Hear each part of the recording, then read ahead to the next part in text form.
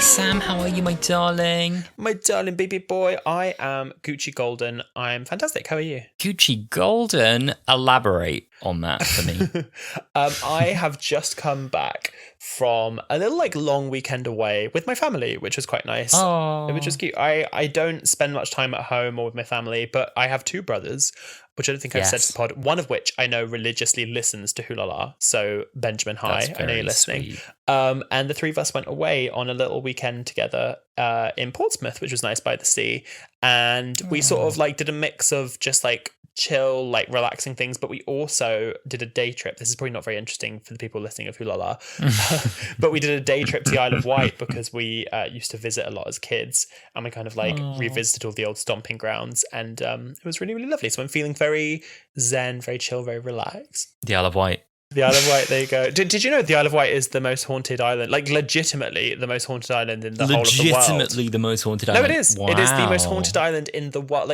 The highest quantity of reports of ghosts. So it's okay, right? Talking real factual, non whatever you believe. It is talking real facts. Whatever you believe about ghosts, this is a fact. No, but this is a fact. There have been more ghost sightings reported on the Isle of Wight than on any other area in the world, especially for the small size it is and for the high concentration of reports there are. It's undeniable that they've been reported, whether or not they're real. Therefore, it is known as the most haunted island in the world. Who did they report to? Ghostbusters! I'm free no ghosts. What independent agency globally is collecting and monitoring? It was on the reports? UK Census 2023. This is very unit behaviour. It's more Torchwood. It's more Torchwood's bag, isn't it? The Isle of Wight is the sort of place they would keep kids bit out by the rift. Oh my god, a unit base on the Isle of Wight where they picked up all the remnants of Torchwood and they keep people. Are you interested in this Big Finish? Have you seen online? I retweeted it on Wholala's account.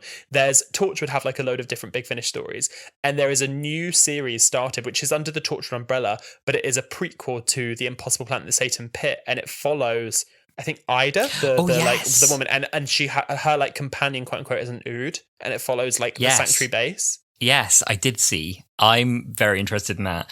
That for me, the Satan Pit story is one of the most fascinating stories in Doctor Who for me. But honestly, just as a psychological thriller is so good. Mm-hmm. I love those stories, and we definitely should visit them because we haven't done a ton, have we, from series 2? No, we did Fear Her and we did New Earth. Oh yes, we did do New Earth as well. So we've done a couple. We haven't dabbled this is my worry with Wholala, because we did the whole of series 1 during season 1 of Wholala, and then we've kind of dipped in and out of our favourites, and we've dabbled with Peter Capaldi, which we clearly will dive into a bit more today. Here we are. And we've dipped our toe into Matt Smith, and we've barely touched Jodie Whittaker, but we've given ourselves a lot of nostalgia for David Tennant. I worry that we're going to use up all the episodes that we loved as kids. We haven't done Rise of the Cybermen, we haven't done Age of Steel, we haven't done the finale episodes of series 3. We still haven't done the finale of series 4, which is, I think we definitely need to highlight before the 60th. I feel we do, and we're running out of time. We are... Well, I mean, are we? When are they airing? Well,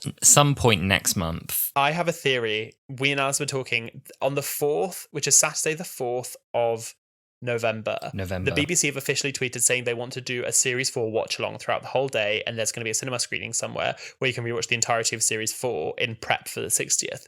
And then there are 3 Saturdays for the rest of November, one of which is only 2 days after the actual 60th anniversary on the 23rd. Mm-hmm. So what I think they're going to do is on the actual 23rd, I remember hearing a rumour they were going to do an airing on BBC One of An Unearthly Child. And I think they will then have on the 2nd, 3rd and 4th Saturdays of November, that's when they'll air the 3 specials. That'd be very cool. And that makes sense. The screening is interesting. I've applied for it. It's not very far from me, which is just lucky, but it's, again, a very London-centric thing. I need to apply for it too. I'll give us double the chance. I'll get my partner to get your boyfriend to apply for it too. We'll all go in for it. It's in Bethnal Green. Oh, that's not far from you at all. It's not far. I think that's where it is, which is quite funny. It's 14 hours. But did you say they schedule in breaks? Well, they didn't say. On the listing, they said... Oh, they did. So I don't know for the cinema screening, I assume they were, but they said for the watch-along, they are scheduling... It was scheduling all the episodes with breaks. Can you imagine, though? I've always craved, authentic audience reactions, a cinema experience for some Doctor Who moments. You know the bit where 10-2 comes out the TARDIS and gets shot by Davros, and then Donna comes out and is like, Doctor, I don't know what to do. Can you imagine the audience reaction to that scene? Reaction. Because I think a good audience will play along like it's the first time we've all seen it. Agree. And we're going to go, no! I agree. So I would love to get a place, but also in Doctor Who news this week, we had last week, I think was it on the Thursday that we posted our last episode, we had the Doctor Who 60th concert take place as well, and obviously we didn't get any tickets for It's so funny, and in a really good way, so few people got into it that like there wasn't any nepotism in the Doctor Who community, I'll tell you that for free, because none of the big Doctor Who accounts, like fan accounts or even like media accounts, were there. It wasn't like people were invited as far as I can see, but that's so nice, even though we didn't get tickets, even though I wanted to be there, even though we didn't get tickets, and I'm fuming. But it meant that like a lot of like just Doctor Who fans got to go, and like we had people messaging us being like, oh my god, are you going? I can't believe it, I got tickets, that's so exciting. I was like, even though a good thing happens to you, it should have happened to me.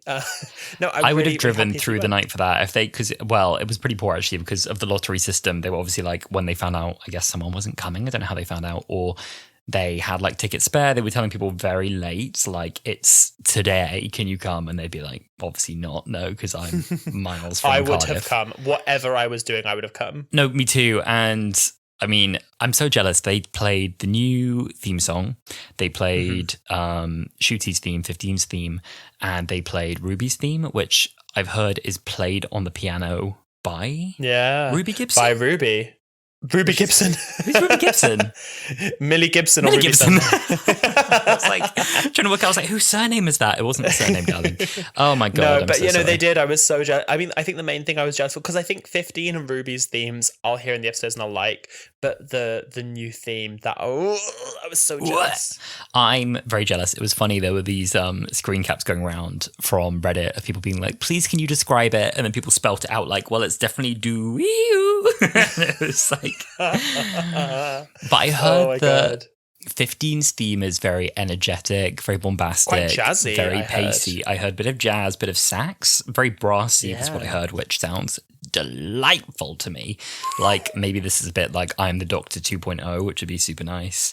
Then it sounds like for Ruby's theme, you've got like another kind of classic. I mean, like a lot of Murray Gold companion themes have like the gentle piano, whimsical, beautiful sound. Like Clara's theme is kind of how I'm imagining this one to sound a bit, but then Bill's theme isn't dissimilar to that either, even though we never got a release. I genuinely think that Clara's theme might be my favourite after Rose's. Like I love Donna's, but for different reasons. Like Donna's I think is so fun, but like I think Rose and Clara's might be my two favourite themes. Yes, I think Rose's is my favorite theme for a companion because the first like note of the song, I'm like, you've got me, girl. Honestly, yeah. The new theme song, I saw people say that it's not dissimilar to kind of basically series 1 to 4 themes, which is fine with me. I heard them say that it was basically like the skeleton of the series 1 to 4 theme with elements of like 11 and 12s dotted. I didn't hear anything about 13s, but I guess that's not surprising because Murray didn't compose 13s. So like I get that he's not drawing from 13's theme was great. I way prefer. I did really like it. Oh wait, well I way prefer it to the 12th Doctor's theme. Yeah, I mean I probably like them both equally, I think, if I'm honest. And speaking of the 12th Doctor's theme, well, you've got to segue around. I tried to butt in here. We tried to get there one way or another. We could keep talking about Doctor Who all night otherwise without having a specific focus. We will. You know what? One of these days we will just chat about it in circles. Like they're doing a full day series 4-a-thon. Let's just do a full day Wholala-a-thon. Can you imagine what we'd be like hour 14 on the hour 14 delirious? I'd just log off. It would. Well, we're not talking about delirium here. We're talking about the singing towers of Delirium. The Singing Towers of Delirium. But if you have gotten this far into the episode, you have seen that we are talking about the Husbands of River Song. The Husbands of River Song. Last week, I fear I was a little too negative about the 12th Doctor's era. It's a bit like I did with The Day of the Doctor, where I just got really hung up on the negatives and gave an overall like thumbs down to like one of my favorite episodes. And I was like, oh, why did I do that? And we had some DMs in the week, which was so funny, from people that we knew loved the 12th Doctor, and they were like about to settle in for this one, so excited for you guys to cover the greatest of all time, and then like 20 minutes later, they'd be like, so guys, what went wrong? And literally, we put the call out and said, okay, well, we're going to do an episode from the 12th Doctor's era.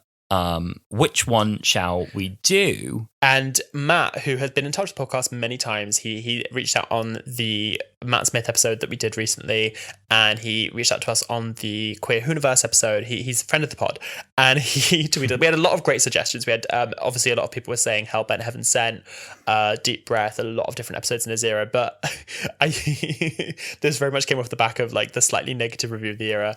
And Matt said, if your beef with the Capaldi era was a lack of camp, it has to be the Husbands of River song. Camp as tits, yet also has some of the most thoughtful and tender moments in the series. Yeah. And I literally like sort of turned to Alistair and I was like, that's what we're doing. Well, that's like, the one. That's the one. That's what we're doing. That's what we're doing. I was excited to jump into this because I have very fond memories of this episode because I adore River Song. And I also remember thinking it was a cute Christmas special, but like I don't remember it having much like substance to the episode. So it's been a really fun one to like sort of rewatch and revisit. Yeah, I really remember loving the second half of the episode, but not the first half so much. And off the back of last week, I think being excessively critical, I've tried to just enjoy the ride and not nitpick for this one and just be a bit more joyful about it. And actually, I found tons that I really, really enjoyed about this one.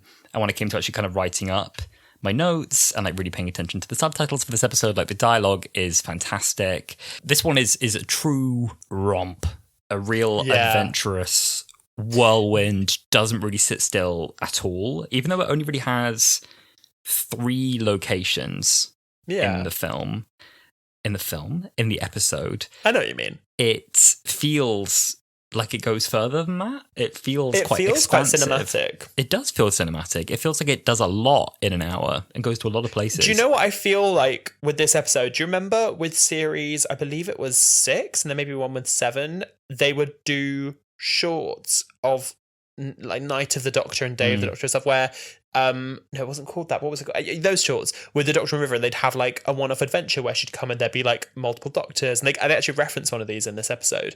And like you get to sort of learn that the Doctor and River have lots of off-screen adventures. It feels to me like this episode, in the best way, like you don't have to watch this episode to like if this episode hadn't happened, the story of River Song would have stayed exactly the same. But it's like we're getting a nice little insight into one of their adventures. And I really, really like that because I feel like a lot of what happens with the Doctor and River is real like world bending and fixed points and this affects everything, when there clearly were so many adventures that we just don't get to see. And obviously this has been like greatly expanded in Big Finish. So it's so nice that it feels like we as the audience get this little extra adventure, because as far as we were aware, we'd seen everything with River was done, and then as we've seen here, she thought she would never see the Doctor past a certain point. So it's nice to see this like what feels like a bonus adventure. Yeah, I totally agree. It's interesting as well, I think, you saying that for a Christmas special.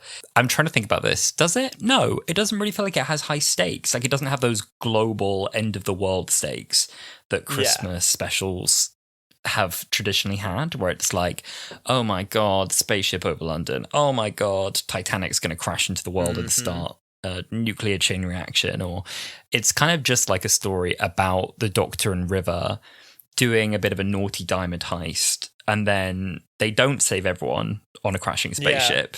They save themselves, and then they have a lovely night in a hotel. And I think that's a great story. No, I love it. I mean, it was a ship full of murder. I like that, like, every time you think River's being, like, cold and heartless in this, I mean, we'll get into it, but it turns out she's like, oh, he's a mass murderer. Oh, this is a ship full of murderers. It's fine. And we're kind of just like, it's fine. It's fine. Yeah, it's actually fine. This is the thing, like, the characterization of River Song as a psychopath is interesting, because by definition, she's not. Like, a psychopath is someone with no empathy whatsoever. River Song to me is not actually a psychopath as much as they characterize her as one. She has a very kind of loose moral framework for kind of how she operates, and she's obviously a lot more comfortable with kind of death and murder and killing than the Doctor is. But you're right, like the people that she's happy to kill, i.e. scooping out the brains of King Hydroflax in this episode. He's a horrible guy. It's fine. It doesn't matter if we scoop his brains out. It doesn't matter if this ship crashes. Everyone here had to prove they've killed people to get on board. Literally. And they're all billionaires who we hate. So it's an interesting one. Yeah, exactly. Well, look, should we dive into a little context for anyone who wants to know a bit more about this episode? Yes. I mean, we've just done 5 minutes of rambling there that will have made no sense to you, but nonetheless, let's get you up to speed at this point. Let's get you up to speed now. Well, look, so we're looking at The Husbands of River Song. Now, this was the Christmas special. I don't think we've said that yet. It's a Christmas special, which came out on the 25th December 2015, directed by Douglas McKinnon and written by Stephen Moffat. I don't know if anyone else has written for River Song, but the dialogue that he writes for her is just so good. This had a viewership of 7.69 million, which I feel like is kind of not low, but certainly not on the high end for Christmas Day viewings. No, it's not on the high end for Christmas. It's definitely one of the lower Christmas ones, and it wasn't actually even, I think, the most viewed thing on Christmas Day. I think it was like number 7 on Christmas Day and number 8 something like that week. Strictly always takes it over. Yeah, which is weird to me. I know. Like, no offense to Strictly fans. So happy for you Strictly fans. I'm so much not a Strictly fan that its enduring love has always surprised me. Yeah, no, I get that. Well, look, the audience liked this episode because it had an IMDb score of 5.8 out of 10. That's a very high score. That's a high score. So for the recap this time, instead of scripting something, which we normally do, we thought we'd just try and explain it in the simplest way we could. River Song dies in her first appearance. So we always know that she's going to die. But when we meet her then at the end of her life, that's the first time the youngest Doctor meets her, which is David Tennant. And they keep meeting backwards. So every time the Doctor meets River, she's younger. Every time River meets the Doctor, he's older. And they keep meeting backwards. And most of the River Song episodes we get, I think, are in the 11th Doctor's run. And that's where they have like the most of their romance explored. Yeah, we only get like one meeting of River in 10 and one in 12 and everything else in 11. Yeah. And then there's tons of audio adventures they have together. And she doesn't think at this point that there are any more Doctors beyond the 11th. She thinks that owing to the normal rules of regeneration, he's used up all of his lives. She thinks there's a 12-life regeneration cycle, which there is normally. And counting the War Doctor, she's got a picture of every Doctor inside her wallet, including one of the War Doctor, which is for some reason really funny to me, keeping a picture of John Hurt in her wallet just in case they bump into each other. So she doesn't think it's possible that the 12th Doctor exists. So doesn't recognise him when they bump into each other. And that's the kind of scene setting for this. Yes, exactly. So the episode kind of opens with the Doctor being summoned by someone that we learned to be Nardole, aka our friend Matt Lucas. He's not our friend, we just enjoy his work. And he is introduced as the surgeon to River Song, and River at this point, because she doesn't know that there are any more generations past the 11th, she doesn't know who the Doctor is, and he keeps trying to like wink, wink, nudge, nudge, like, I'm the Doctor. And at one point, in a bit later, he actually explicitly says, like, it's me, I'm the Doctor. And she's like, I hope you are. You're about to do a surgery.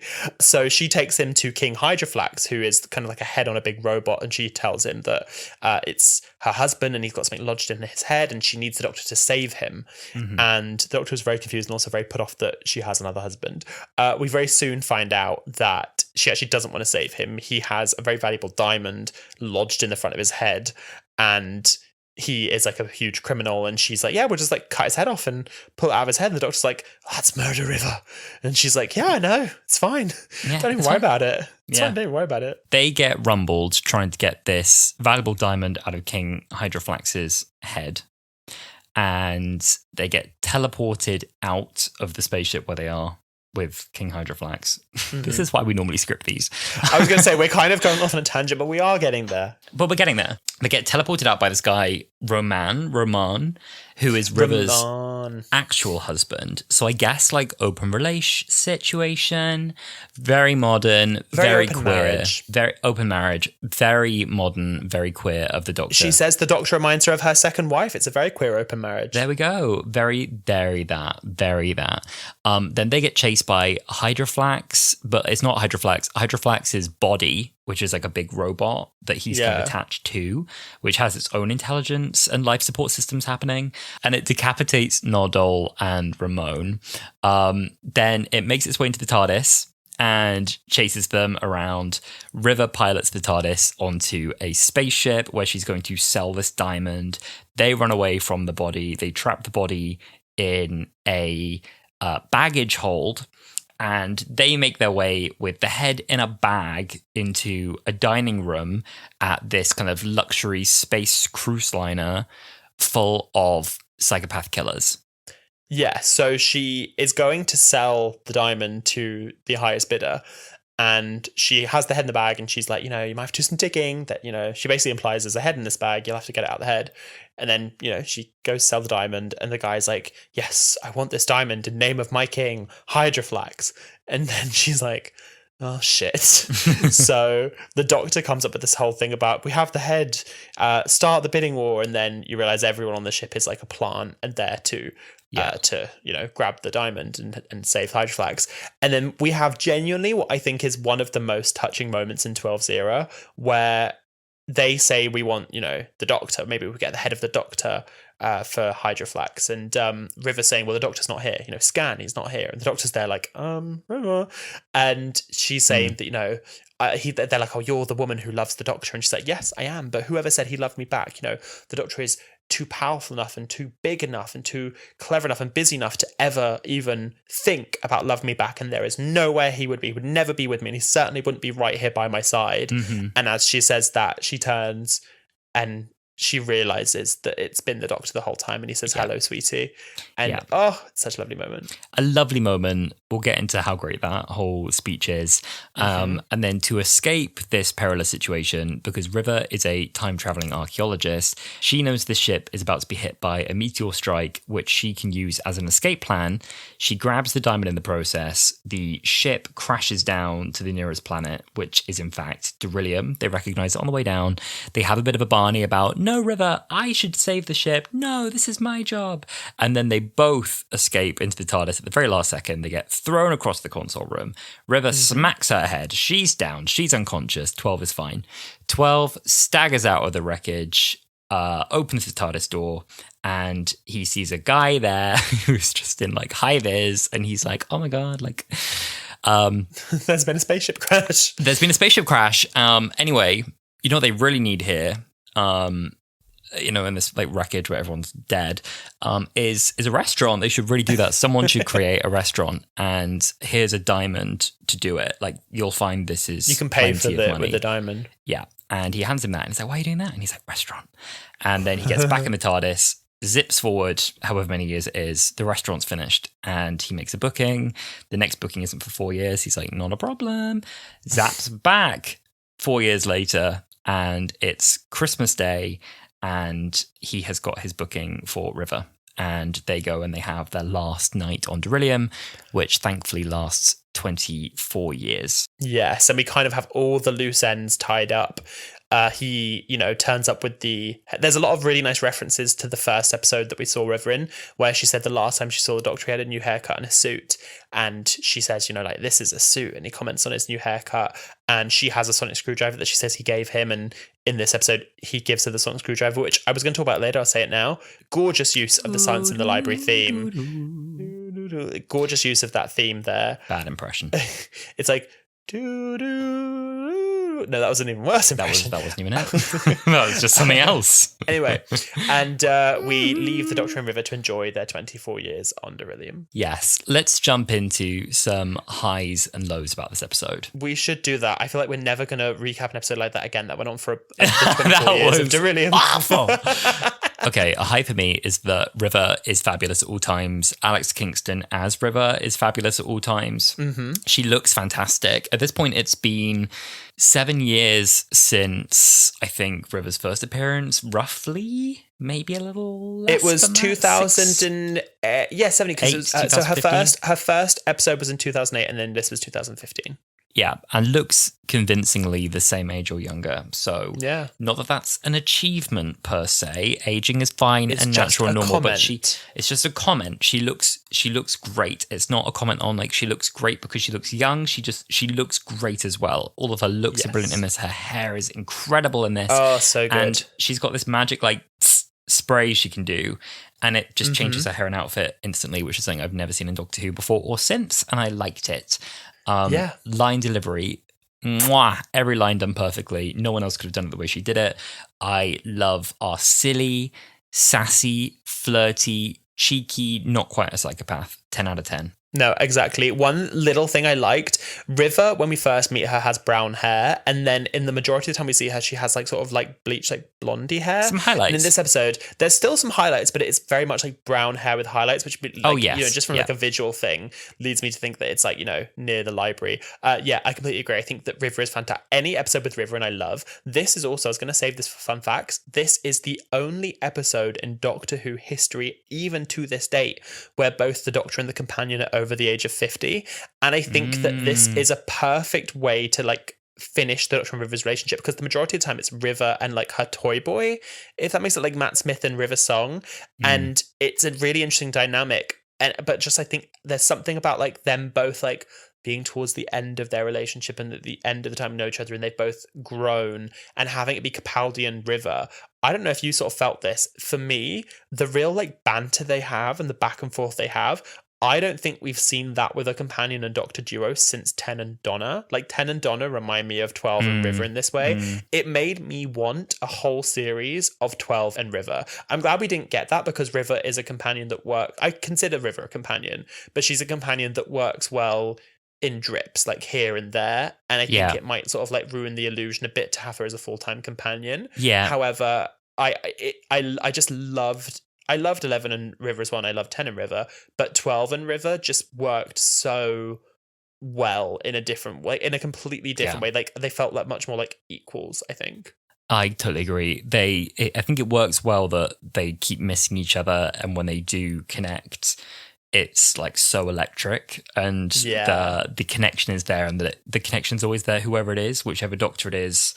They find the same connection, and that's really special as well. It's interesting as well with age. I never caught it before this, but I assumed that River was just like 40. I don't know why I thought that.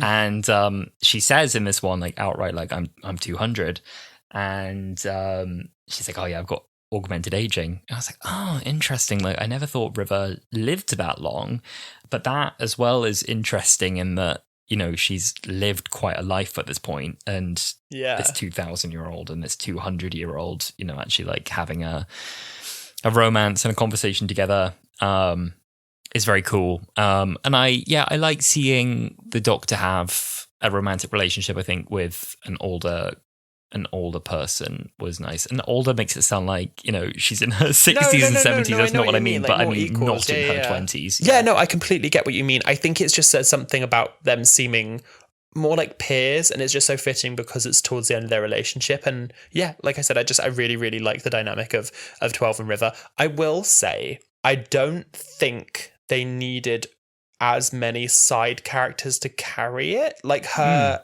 second husband, I was going to call him Ricardo or something. He's Carl. Ramon, that was it. Ricardo, yeah. Ramon, but also Carl. like Nardole. Like, I don't think we needed as many B characters. I don't think they necessarily added to it. I so agree. This other actual husband, totally redundant, and absolutely no emotional weight when he's decapitated. It's just like beyond a joke. It's like someone she met literally yesterday. And that dialogue was a little questionable in itself. Like, yeah, we're married. I just wiped your memory because you were annoying me. I was like, interesting.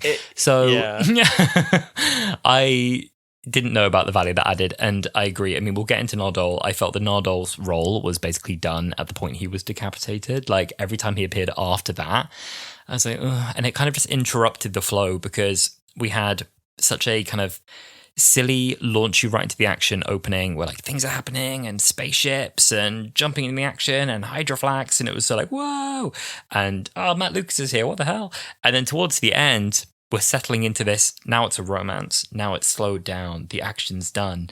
And then Matt Lucas's like slimy head kind of slides out of a robot, and it's like, oh, hello.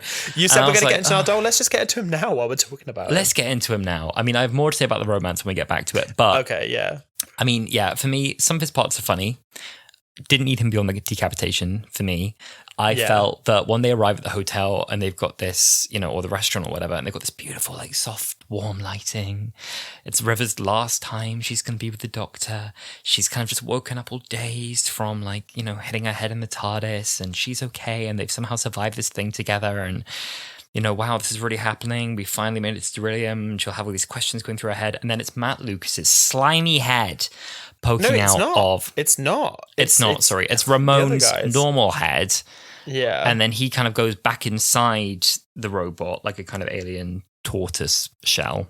Yeah. And then Matt Lucas's slimy head. No, does his head ever come back out? No, it doesn't. I think he wasn't available then, I reckon, because it's Ramon's head. And then she says, like, you're right in there, Nardole. Oh, she's talking to Nardole, who's inside I'm having a bit of time to myself. I'm having a bit of me time. I just found that from... I was like, what is this? What is this? So that, for me, didn't land as funny. It was a bit like, move on, move on, move on. Yeah, no, I agree. Do you know what? I'm excited to eventually on Wholala go through the rest of 12's era, especially series 10, and to get to see a bit more of Nardole, because I do really love Matt Lucas, but I don't have tons of fond memories. I just didn't think he was very necessary as a character. What I will say is in this episode, I think generally I liked him. I liked him at the beginning. I liked that little, like, he's just a little, like, lost guy who's helping River. She's hired him. Just like, he's like, oh, you're the physician, and da-da-da-da-da, and you're this and that. And like a little bit dopey, and then he gets lost, and then he gets his head chopped off. And I think he serves the purpose. Like you said, I agree. As soon as he had his head chopped off, it was to get information. I think that should have maybe been a bit more harrowing than it was, because he's basically been pretty much killed, or at least like severely disabled. And now he's just in this body. I can't remember if the doctor, I think it's a case that I guess we'll learn this when we rewatch the later episodes, that he like took the head of Nardole and made him a robot body or something. Right, okay. I think that was how he I don't remember what the transition was. It was just a funny behind the scenes. Someone looked at this performance in this episode and was like, no, more. Yeah. This has to continue. This must be another series. I think that what they thought is, because in the next one, I think they were like, the Doctor needs a companion, and Nardole is the solo companion in the next episode, it was a really sad time to be a Who fan, because the next episode, Doctor Who, is Christmas 2016. It was a whole year without Doctor Who. And Nardole, like, the Doctor's quite sad in that because he's just lost River, and Nardole gives actually like a quite sweet little speech in the next episode where he says like, oh, he's lost someone, he was in love with someone called River Song and she died and he lost her. And I think that's the reason they brought him back. But then even then, I would have just kept him for that episode and then had the Doctor have a fresh start the next week. Well, the next week, the next episode. But yeah, in this episode, I thought he was fun. I thought he had some funny moments. I quite like Matt Lucas's, that he does it in Little Britain and other shows where he does that like, oh, I'm a bit lost character. But I agree that once he lost his head, it didn't really go anywhere for me.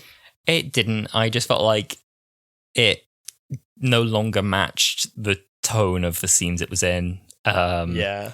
I don't know, the humour for me didn't quite work. Yeah, well, look, what did you think of Hydroflax? Because I also think, I think I've seen this episode once the whole way through, and like I've seen bits of here and there. Like I've rewatched the River Song speech about the Doctor loving her loads.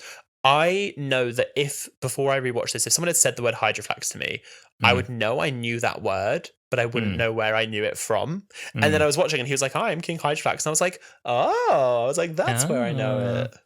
Yeah, so... quite good. I think it's Greg Davies, right? I'm getting the name right. Greg Davies. I was going to say, I almost said Greg James. No, not Greg James. It's not Greg Davies was fun. He was, I think, a good actor for this part. He was fine. The head, removed parts as well looked reasonably good. They could have looked an awful lot worse. There were some points where I felt it was quite obvious that they'd hidden him inside a table or something. And there were also points where they had a mannequin head. It was quite clearly a mannequin head. Quite clearly a mannequin head. It wasn't ever distractingly bad. It, for the most part, worked quite well. I feel like they made a pretty tall order with this script for what they wanted to happen. We want this giant robot stomping around the TARDIS, and we want it to have no head, and we want to carry around Greg Davies' head in the TARDIS. Like, it was quite complex what they were actually trying to achieve, and I like that they do that kind of ambition in Doctor Who. But there was a point where his head is resting on part of the TARDIS console. It's that like gooey psychic interface, and the whole part of the console is sinking inwards towards where his head is, because clearly it's a soft material and Greg Davies is pulling slightly too much on it with his head, and it pulls me right out of it every time. I didn't even notice that, but that's such a good clock. Yeah, I don't think it's the normal solid part. They replaced they replaced a section it, with like a soft plastic. That, I don't know why I always notice it. It distracts me. No, it's not the worst thing ever. Fair. I definitely, for me, the biggest thing I noticed, there were a few moments where they were like, he's in the bag, when they didn't want to deal with that. But it was that they had, which was quite a good cast, but like a closed eye face cast of Greg Davies that they would have for like when the Doctor was like holding up, like bidding on it. So anytime they were like, he's asleep, it was because they then wanted to use like the head cast, and obviously you can't do a face cast with open eyes. So that to me was the only bit that really took me out. I'm not the biggest fan generally of when Doctor Who gets a very famous comedian, and it's normally a man, and they just kind of slap them into an episode. So they did it with Lee Mack in 13's era. They did it in Mummy on the Orient Express with Frank, who actually I did quite like.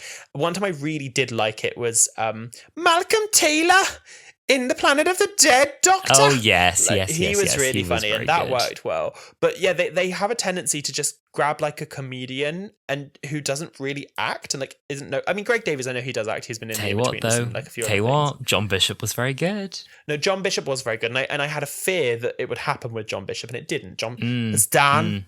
Doctor, he was very good. But then, like, Lee Mack, it's all right. Yeah, it was fine. So I'm not the hugest fan of a Doctor who does that. I do realise that that Greg Davies has had. I just think of him as Taskmaster. That's why I always think of him. That's true. But then In-Betweeners? No, he was good in In-Betweeners as the head teacher. Other such things. I'm sure. But yeah, no, I thought he was fine. What I think, and this, I don't mean to sound like a hater because I didn't hate this episode. I actually really enjoyed it. Is that, to be quite honest, whatever the plot of this episode was, it comes second to what the point of the story was, which was to see a story where River meets the Doctor and she doesn't know who he is, to sort of mirror the Doctor not knowing who River was. So like they could have had any story. They could have replaced the whole Hydroflax head thing with a complete other alien of the week, and it could have worked just the same, if that makes sense. Yeah. And there's one bit, not to jump ahead too much, but there's a really, really, really lovely moment talking about the love story, which I think we should probably dive into, between the Doctor and River, where when they're in Beryllium, the Doctor sort of gives her like a mini speech. He says something like, and when you least expect it, there is a song. And I don't know if you noticed it, but it almost beat for beat perfectly mirrors the speech that River gives at the end of Science and Library. She's like, everybody knows that everybody dies. Yeah.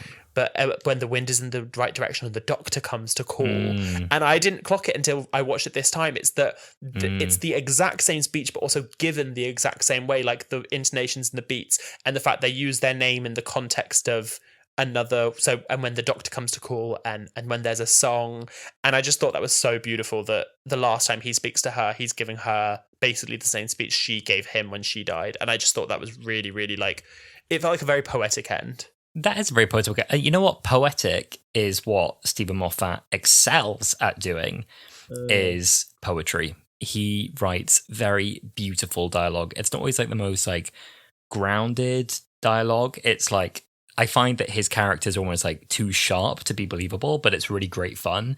Like people say things that they could never have come up with like that quick, and that they're all just like firing off each other, and and it's I think it's not until you have subtitles on for a Stephen Moffat episode that you like should like take in its greatness.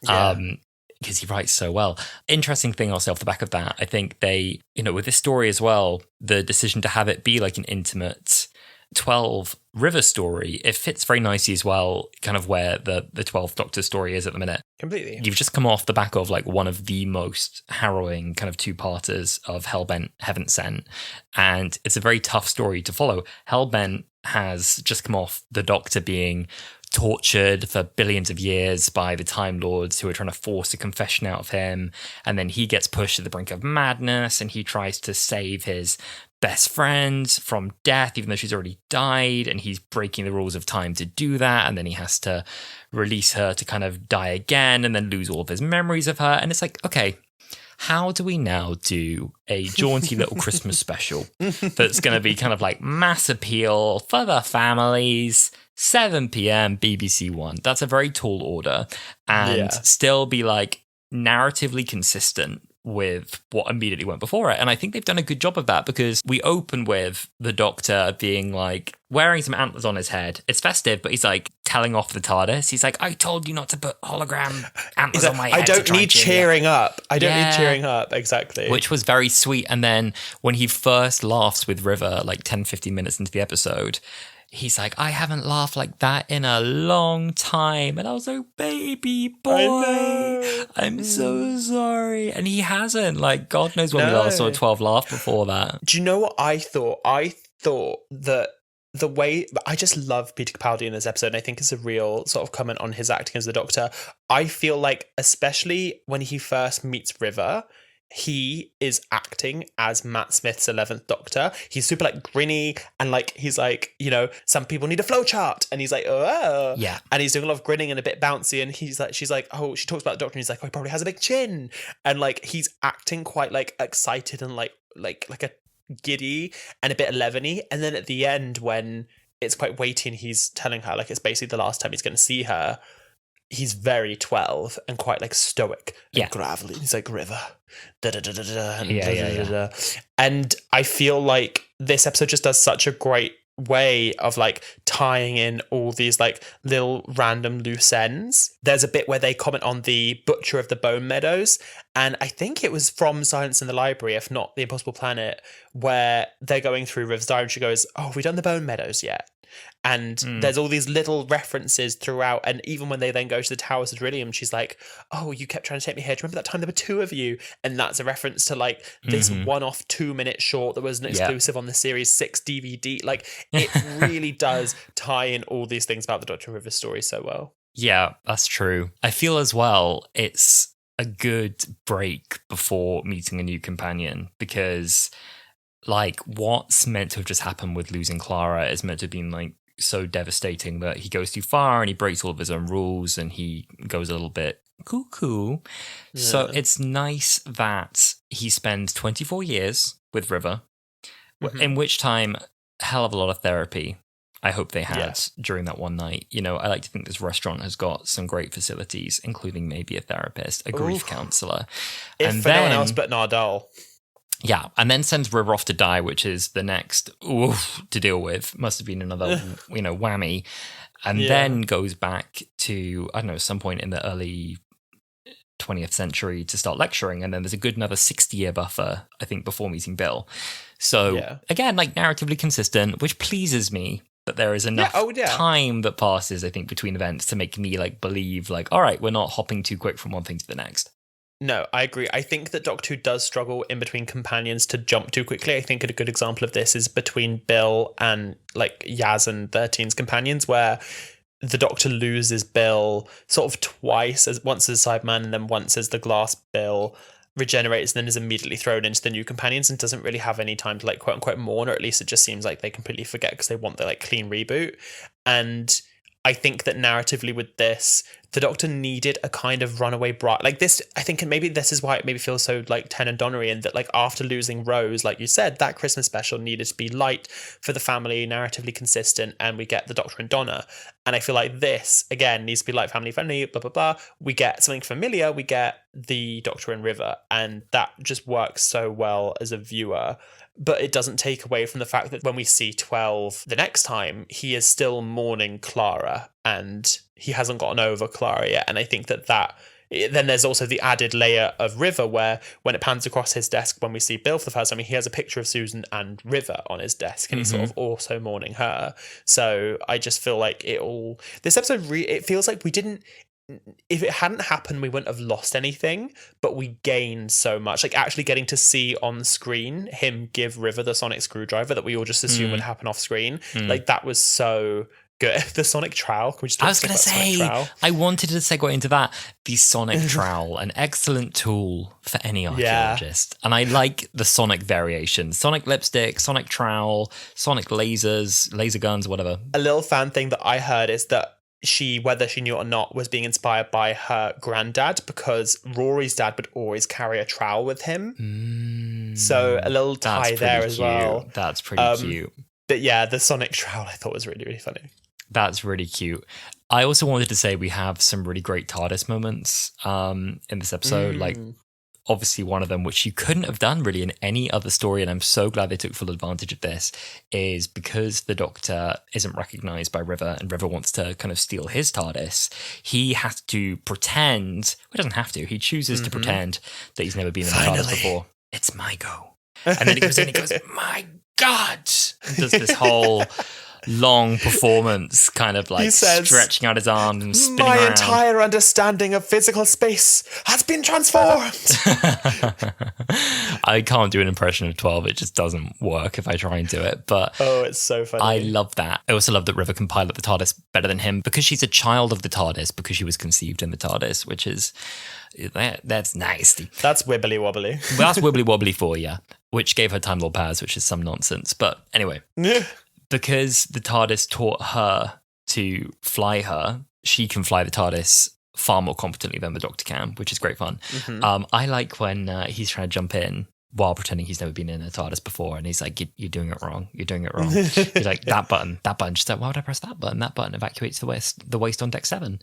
And he's like, does it? He's like, I better avoid deck 7 then. I better avoid deck 7. Her strutting into the TARDIS and immediately cracking open her drinks cabinet that he doesn't know is there. Yeah. And she's like, don't tell Dad. I love it. It's so good. I love when he's done that little speech about pretending to be in TARDIS, and he kind of like looks to himself and he's like, and that's how you do it right. Yeah, that's how you do it. That's how you do it. It's just so funny. And I love any scene of the Doctor and River in the TARDIS together. And I think that is just so camp, so fun. Separately from the TARDIS, I really love when we go onto the alien spaceship. It's very Titanic-esque. It really reminds me of the Titanic, that we get to see like alien humanoids, because I feel like we used to see it loads in Russell's era, and then kind of less and less we see like humanoid, like the Tritivores and just weird aliens for the sake of them being weird. I like these like blue aliens that we get. I also had a quick look online, and the guy that plays him is actually quite attractive. Oh, you all the makeup. Sick man. Call me a sicko if you want, but no, I just like we get to see non-humanoids, and that they're all murderers, and she ends up killing them all. But there's such a fun line when she's like, they're like, how did you know? Because the asteroids hit the spaceship. How did you know that this was going to happen? And she's like, I'm an archaeologist from the future. I dug you up. Oh, it's so good. Best line ever. I love it so much. I dug you up. The delivery is so good, but there are so many good Moffat zingers in this one. So many great lines in this. I mean, let me pivot just for a second. So much good dialogue. I was writing down some of my favorite quotes as I went through the episode, and I didn't get them all right because I couldn't type fast enough. Another great one is River saying to 12, does the sarcasm help? And he says, wouldn't it be a great universe if it did? And I was like, great line. These are all fridge magnets to me. I like as well when they meet the waiter when they first turn up on this ship. And she's like, how are the twins? And he's like, oh, they're great. They're still digesting their mother. I know. That was funny. Like, bless. Oh my God. There was another one about 12 confronting her, like, you're stealing, you're a thief. And she's like, an archaeologist is a thief with patience. It's like, great line.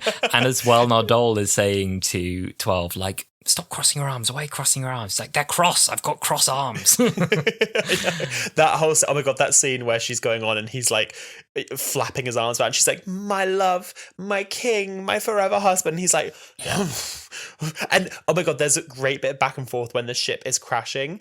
And he kind of says to her, he's like, oh, you've got a lot of husbands, haven't you? You've got a lot of wives. And she's like, what about Cleopatra? And he's like, doesn't count. And he's like, what about Queen Elizabeth? And he's like, doesn't count. And he's like, well, you married Stephen Fry. And I love that in universe, Stephen Fry has been an actor in it was better than that. The back and forth was it was like Stephen Fry, Cleopatra, same thing. Yeah, literally same thing. It's so good. It's so good. Really, really good. I'll start with a mixed point because I've been a little positive, and now it's time for me to unleash a little bit of negative Nancy hat. I guess this one's a mixed point for me. This isn't a low. This is a question for me. I find overall the romance with the Doctor and River interesting in that when we first meet River, she knows the Doctor's name, she whispers it in his ear, and he's like, oh my God, like, who are you to me? Like, I would never tell anyone my name. Like, what are you to me one day? And this is like post Rose, post he's been like deeply in love with someone. He's like, what are you going to be to me? Because like, he's probably thinking I would never have told her that. Like, and I suppose I don't feel I ever totally get the answer to what it is that makes River so completely unique and like the match for the Doctor. Like why River is his wife, like partner. They keep meeting, they make a bond that is kind of like a commitment to each other. I get it in the sense that I think she appeals to him because in so many ways he disapproves of the things she does. I think she appeals to him because of the crazy order they meet in, and they've got this kind of thing in that they're both time travelers and they meet in the wrong order and things never quite line up for them, and there's the element of mystery around her. He loves someone who's complicated. He loves like solving a person. There's that thing as well in the sense that they've, got the part Time Lord piece. She's very old in the end. But why is River his perfect opposite to be his wife?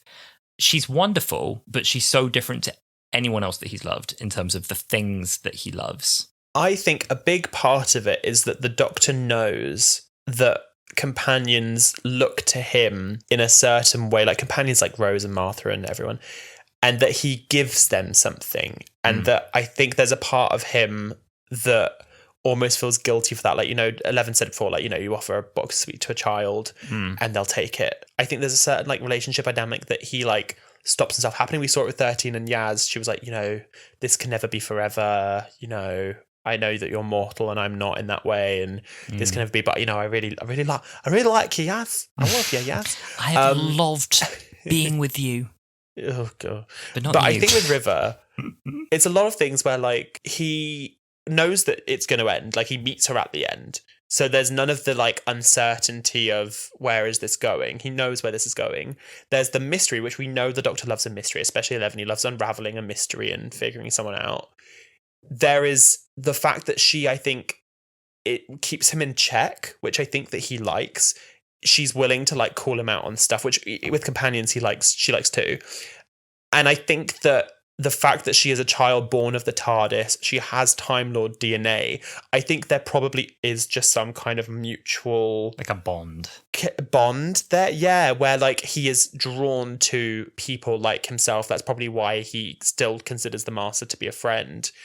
And there is some kind of physical draw there. When River kisses 11 and he's like really thrown back and she's like, you're acting like we've never done that. He's like, well, we haven't. First time for everything. It's like he's never really thought of himself in that situation before. And then River is the one who gets him there. And I don't know if I've really articulated that well, but I do think that there are a lot. I meant like, no, you did, but I didn't finish my sentence. No, I do think that there are a lot of loose ties, which anyone might not add it up, but when you put them all together would lead me to understand why the Doctor and River, like he holds River, he has a picture of River on his table, he doesn't have a picture of Rose, he doesn't have a picture of anyone else, it's a picture of River, because I think she is the uncertain constant in his life, at least at that time. That's a good way of looking at it. I guess as well, she's one of the few companions that truly goes across several of his lives and keeps coming back. That's a really nice way of putting it. The uncertain constant. Oof. Come on, wordsmith. We're using words today. Woo-wee. That's a nice. There we go. You answered my question.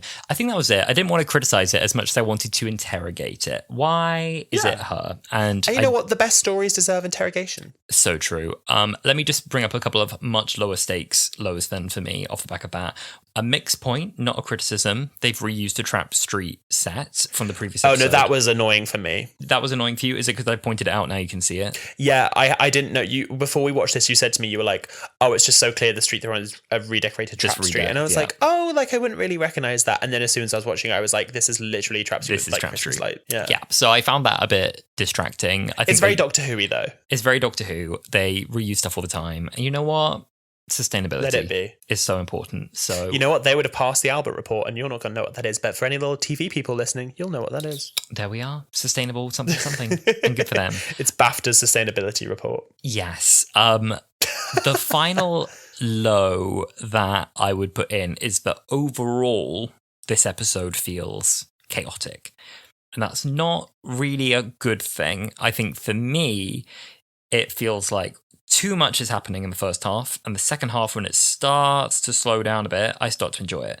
When they first arrive on the spaceship and the music stops for like a minute, I'm like, oh, whew, I can actually hear them and think about what they're doing and think about what they're saying, and I can see them almost in clear light for the first time, and I can just take in the characters and just take in what I'm looking at, where I feel like for the first half of the episode I could barely like absorb what I was looking at because everything was happening so fast and so many angles were changing all the time, and there was this very heavy color grading, dark little sets. I found it very hard to like almost just track what was going on. And again, like with this very like sharp, very witty like Moffat dialogue where everyone's like zinger, zinger, zinger, zinger back at each other, I found it very hard to actually like just like keep track of the conversation sometimes, and just like establish like, whoa, where are we, what's happening, who are you? And it unravels, but it takes a second. It might be difficult to follow, and I think I found this too, and I've only just realized when you were saying that I think this is why I found it difficult to follow at times. It's not until the last 10 minutes of the episode that all the characters are on the same page. Like, River doesn't know who the Doctor is. The Doctor doesn't know what's going on. The Doctor doesn't know why she's got this husband. The Doctor doesn't know who this character is. She doesn't know this. And it's not until the last 10 minutes when she has the realization who the Doctor is that everyone's on the same page. So not only are we as the audience trying to work out what's happening with the story, we're also trying to work out who knows what, why this is happening, who they are, why does she have this many husbands, who's Cleopatra, what's this guy like. And it's only, like you said, until when they sit down in the restaurant they're talking and stuff that you're like, oh, okay, now I feel like I can be on the same page. I just felt that the pacing was a bit much in the first half. The second half I had a lot more fun when I could just take it all in. The first half I was a bit just like, wah! Like there's parts that I didn't even remember happening because they just went so quick. There's a part where like Nardole is first inside like this Hydroflex bodysuit, and he's like, and he gets like jetted off Iron Man style, and they kind of and I didn't even remember that happening. And I was like so much so quickly gets chop into this episode. It's a bit hard to follow. I think that's part of what makes it. Remember last episode, what I was trying to talk about was like when you've got it on the TV around some non-Who fans, it's like, I don't know if people are like going to follow this. This is a bit crazy. I watched the first half of this episode by myself, and the second half I watched with my partner, and I kept having to pause and be like, okay, so blah, blah, blah, blah. Play, 5 minutes later, pause. Okay, so, blah, blah, blah. And it's not even a case of like trying to explain Doctor Who lore. It's like, okay, so that thing that happened 3 minutes ago. Yeah, that thing that happened just now, that you probably didn't hear it, but this is what he said and what he meant by that. That's like, how I felt with a lot of it. I was that really annoying person, like, pause. So she's going to say, are you watching? She's going to say something now. Are you paying attention? Are you watching? She's going to do it. Yeah. I felt exactly the same way. So it's difficult to follow. That would be a complaint. I think if you're a hardcore Doctor Who fan, pretty easy to enjoy the romp, but it's difficult, I think, for a casual viewer to enjoy this one. One final little thing I want to touch on. It's just a little thing I liked. Well, two little things, I guess. At the very end of the episode, when they realise they're on the Beryllium and it's the last night, I like that pretty much the last words we hear are River saying, I hate you, and the Doctor saying, no, you don't. And it's just a little reflection of what they used to say when it was 11 and 11 River. And then the episode ends, which Doctor Who doesn't really ever do this with text. And it says, it's very fairy tale, very Stephen Moffat. And it says they lived happily ever after. But then the ever after very quickly sort of fades away. And it just says they lived happily. And I really love that because the Doctor and River's relationship is not meant to be permanent. We always know where it's going. Yeah. We always know, literally from the first when we see her, that it is going to an end. Yeah. And I love that is good enough, I think, for them. They didn't live happily ever after, but they lived happily. It's as happy as a bittersweet Doctor Who gets. Exactly. And Stephen Moffat's era, I think, took some darker turns as well. Like, it was kind of a new Stephen Moffat thing that being a companion became a bit of a death sentence. That actually really wasn't such a thing pre his era. Like, even Donna's fate isn't truly death, and Rose gets stuck in a parallel world, but with her family. And then it became this thing of like, sometimes people travel with the Doctor and they don't come back, and their families never find out where they went, and the Doctor can never save them. The end. Yeah. So it's about as cheerful as an ending you get around this time. Out of all of Stephen Moffat's companions, Amy and Rory effectively die.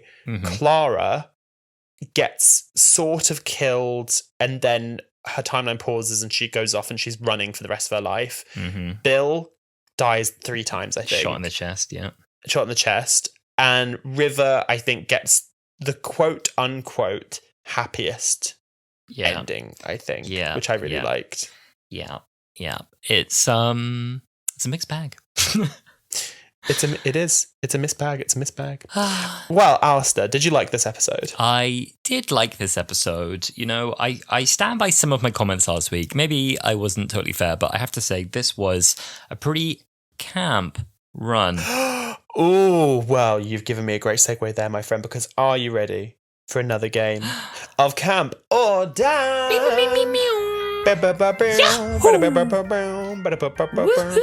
Wahoo! Here we go.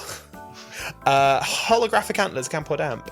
Oh, sweet more than camp. Not camp, just sweet. Them on Capaldi's grumpy little head. I was like, oh, baby. The TARDIS as well, putting them on his head to cheer him up. I don't know if I can give it a camp stamp, but I really like it. It's not a camp stamp, it's a sweet treat. It's a sweet treat. That's exactly what it is. It's a sweet little treat. It's a sweet treat. Yeah. Sweet treat. Hush, Mummy and Daddy are busy. Camp or damp? I think pretty camp. Hush, Mummy and Daddy are busy. Delivered by River as well. I think, them being Mummy and Daddy, that is so what they are. I love that energy. Camp. Mm-hmm. I like it. Camp. The hush. I love it. Hush. Not Mummy one of our busy. Camp or damps, but the bit where she has the liquor and she's like, "Don't tell Dad." Like, oh, I love it. It's so fun. Mm-hmm. And finally, I'm an archaeologist from the future. I dug you up. Camp or damp? Camp. I loved it. It's one of my favorite quotes. It's so threatening. It's so like factual. Like, by the way, you're gonna die in like the next minute or so. I've already seen your bones. Yeah, it's over. There ain't nothing you can do about this, sweetie. It's over. I'm so much more dangerous than you thought I was. You've so badly misread the situation. I so much have the upper hand, and you're already dead. Goodbye. Yeah.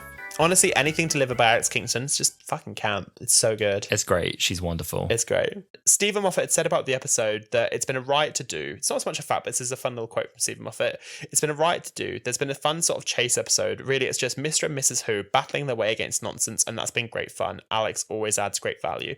And the reason I capped that there is because I feel like that reflects what we were saying, that you could have swapped out the story for whatever you wanted, but at its heart, it's Mr. and Mrs. Who battling their way past nonsense. That is so it. That is such a nice way of describing it. Stephen Moffat, like all the showrunners do, but I feel all the showrunners of well, I'd say of recent times, but of ever, have had such a good understanding of, I think, what Doctor Who is. And I love the way they describe their own episodes. It's always just, it's gorgeous. Yeah. It's so good. Well, thank you so much for listening to this episode of Wholala. As always, we would love to hear what you think. Please reach out to us on Twitter/X, Instagram, TikTok, all of the above. I nearly said Vine. Don't reach out to us on Vine. We're not there. It's been a while.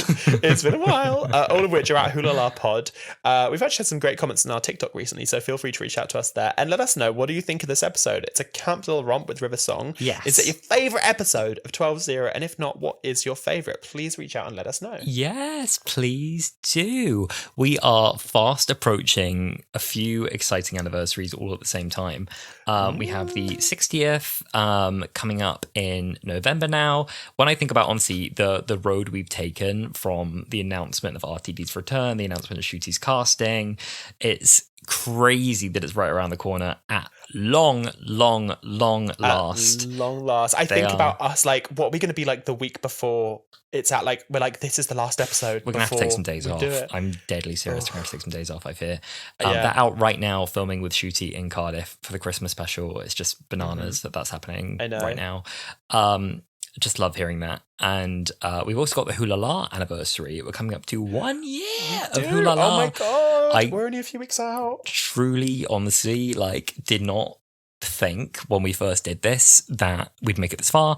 I dipped into listening to our first episode, back like last week, and listened to the first 5 minutes. And you can hear in it that I'm so subdued in the way that I'm speaking. I'm trying to be a bit cool and a bit like, this is a bit of a joke because we're not really going to do very many of these. Like, girl, now we're just actually, you knew, and I didn't think we were going to make it far beyond kind of rewatching series 1, at the start, the very, very start. And, we now, like, pay close attention to, like, what you guys say to us when you get in touch with us and you leave your lovely comments and messages and reviews and everything else. And it makes us so happy that you actually enjoy listening to this.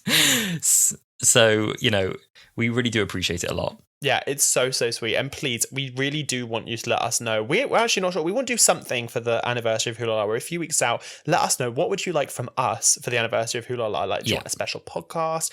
I think actually our podcast that Thursday falls on the exact date of the 1 year anniversary of Wholala. So we've got to do something special. We've got to let us know. What do you want to see from us? Do you want us to just rewatch an episode that we love? Do you want us to talk about anything particular? Do you want us to know about making the podcast? Please let us know. A little BTS, a little confessional. We could do a little Q&A with Sam and Alasdair. Ooh, that'd be fun. What is the thing you secretly hate the most about each other, and it turns into this really nasty hour? That's the one that goes viral though, Mama. That's the one that goes viral though. Podcast descends into carnage. And off the back of that as well, if you are enjoying the pod, we'd love if you could leave us a review wherever you listen to your podcast, Apple Music, Spotify, whatever that may be. We really appreciate that. It helps us do something algorithmically and reach more people, which is always very much appreciated. It really does. Well, thank you so much as always for listening, and we will see you next week. We'll see you very soon. Have a lovely week. Bye. Bye.